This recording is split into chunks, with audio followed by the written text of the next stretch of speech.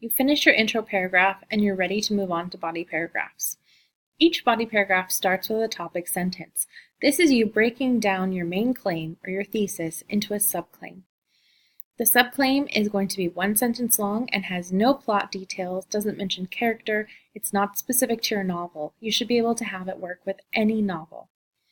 Then you have the major statement. This is the subclaim, breaking down your topic sentence, and it should pair perfectly with your quote. Your quote needs to have context. One or two sentences telling us what's happening just before this quote occurs. So give us some background information building up to this moment, and then who's performing the action or who's saying these words. That is a must. Then you give us a quote. It has to have an MLA citation. This is author's last name and page number every time. Analysis, this is 2 or 3 sentences, so twice as long as the quote itself. If you have a 1-sentence quote, you're going to have 2 to 3 sentences of analysis. If your quote is 2 or 3 sentences long, which it really shouldn't be, but if it is, if that's a must, you need to think this should be 2 to 3 times longer, really digging in and analyzing the language.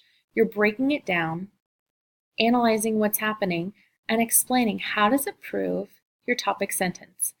If your topic sentence is truly a subclaim of your thesis, your analysis, by proving the topic sentence, will also prove your thesis.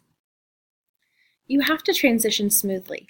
You can't just abruptly move on to another example. That's the purpose of the transitional phrase. So, similarly, additionally, another way that this is evident is, and then a major statement. Another broad, not specific to novel, not specific to character type of sentence. Then it's supported with an example, context, quote, and analysis.